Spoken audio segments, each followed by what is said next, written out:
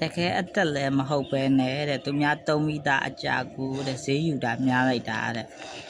ဟုတ်ကဲ့ပါအကိုမသုံးနိုင်ဘူးဆိုရင်တော့ဈေးများပါတယ်နော်သုံးနိုင်တဲ့သူတွေကတော့ဈေးတန်ပါတယ်နော်ဒါဒီပဲပြမယ်မသုံးနိုင်တဲ့သူတွေဖို့ဈေးများပါတယ်သုံးနိုင်တဲ့သူတွေဖို့ပဲဈေးတန်လာမှာနော်ဒါမျိုး Panasonic NCR PL ကိုအသစ်ဈေးဘယ်လောက်ရှိရဲစုံစမ်းကြည့်လိုက်ပါကိုနော်အဲဆိုရင်စကန်ဈေးများတယ်မများဘူးကိုသိတယ်နော်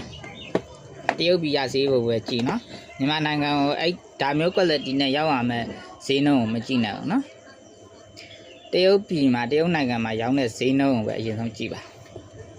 မြန်မာနိုင်ငံကိုတင်သွင်းပြီးရောင်းမဲ့ဈေးနှုန်းကိုမကြည့်နိုင်ဘူးဘာဖြစ်လို့ဆိုတော့ဟိုဈေးနှုန်းတစ်ချက်ရှိတယ်ပြီးလို့ဆိုရင်တေယူဈေးရှိမယ် KG ကရှိမယ်ပြီးလို့ဆိုရင်ဝန်ထမ်းကရေဆိုင်ငန်းကတွေဒါမျိုးထပ်ပါအောင်ပါဆိုတော့ပို့ပြီးတော့ဈေးမြောက်သွားမှာဆိုတရုတ်ပြည်ရဲ့ဈေးနှုန်းကိုပဲအရင်ဆုံးကြည့်ပါနော်ကောနော်မ Samsung 22 app Samsung 22 app လည်းအဲ့ဒီတိုင်းပဲ Samsung 22 app 2000 mAh ဂျပန်ကဝင်တဲ့ quality ကိုမကြည့်ပါနဲ့ဒီတရုတ်နိုင်ငံမှာရောင်းတဲ့ quality ကိုပဲဈေးနှုန်းကိုပဲအရင်ဆုံးကြည့်ပါအဲ့တော့မှမြန်မာနိုင်ငံကိုတင်သွင်းပြီးရောက်လာလို့ဆိုရင်စကန်ဈေးနဲ့ဘယ်လောက်ကွာလဲဆိုတာသိနိုင်မှာနော်ကောဒါ FFD 2500အမိတ်ဒါလည်းပဲဟိုစားအလီဘာဘာတို့